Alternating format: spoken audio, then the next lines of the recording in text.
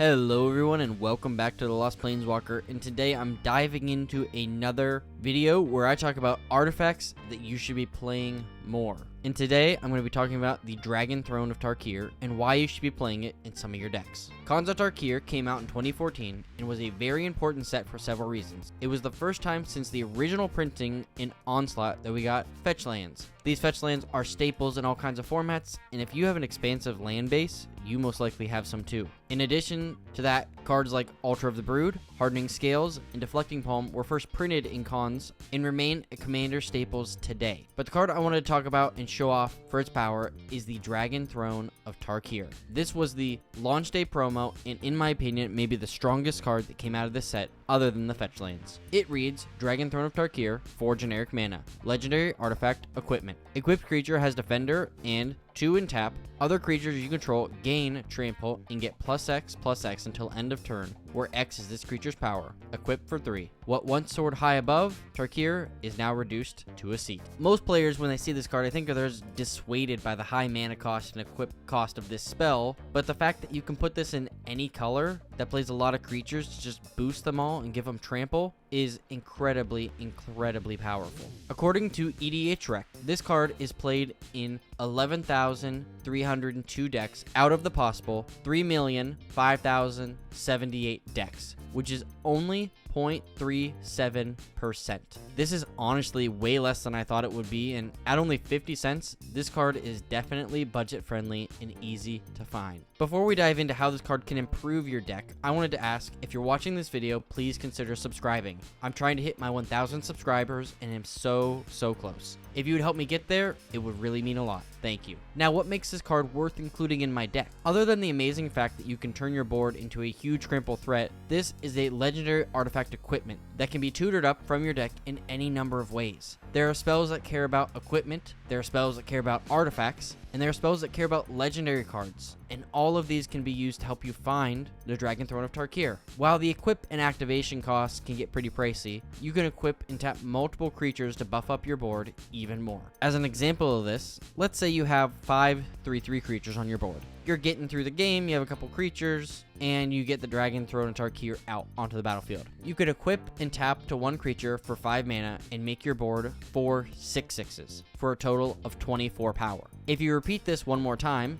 and equip it to one of those 6/6s, now you'll have 3 12/12 creatures with trample. You started with 15 power and ended with 36. The more creatures and the larger the creatures you have, the bigger the threat you will become. One of the downsides that I think a lot of players see this and think, oh, this isn't worth playing, is the fact that when you equip it, you give that creature you equip it to Defender, which means it can't attack, but it can still block. In addition to that, you can just equip this to another creature if you want to attack with it and not have to worry about it. Other than your creature can't attack, there's not that many downsides for this. You can still activate all abilities of creatures, you can still, do everything you would do normally, you just can't attack with that one big one, but it gives all of your other stuff +X/+X in trample, which is definitely worth it in my mind. How do we break this card, making it so overwhelming that your opponents won't stand a chance? One of the easiest ways to do this is using untapped spells or abilities. Any spell or activated ability that can untap your creature can reset this ability, making it so you can tap it again and add an additional +X/+X. There is a ton of cards like this as well, including 1,000-Year Elixir, Staff of Domination, Sethra the Viper's Fang, Aurelia the War Leader. If you have a legendary creature,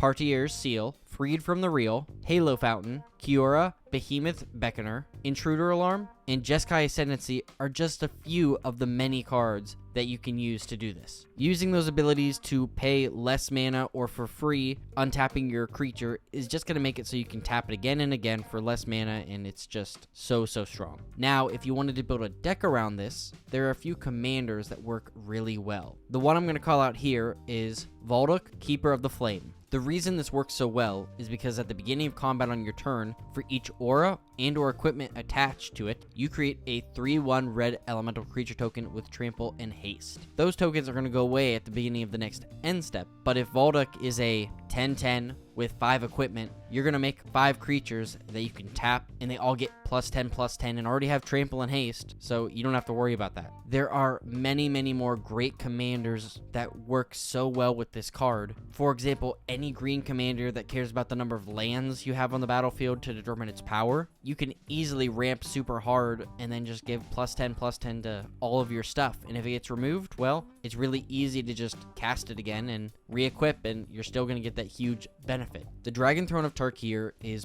possibly one of the coolest hidden tech cards for any deck that is very creature heavy that cares about winning through combat damage. It does take a bit to cast and equip, but there's lots of cards that can discount that effect to make equip 0, so you're just able to tap, re-equip, and tap again to just make an unstoppable board. Thank you so much for watching, and I hope I inspired you to add this card to your next deck. If you would help by subscribing to my channel, it would really mean a lot. I am almost at 1,000 subscribers, and if you would help me reach it, it would just mean so much. This is my first major milestone, and it's taken me almost a year to get here, and I love doing these videos, and thank you so much. If you're already subscribed, it really means a lot. Now, if there are any other commanders or cards that you think pair great with the Dragon Throne of Tarkir, please leave in the comments down below. You all have so many great ideas that, I never think about, and I really, really appreciate them. If you want to help me in another way, you could leave a like and share this video with your friends. That would be amazing. And today's Scryfall card of the day is Tenacious Dead. Raising the bones of Hekjek the Mad proved far easier than getting them to lie back down. Thank you so much for watching,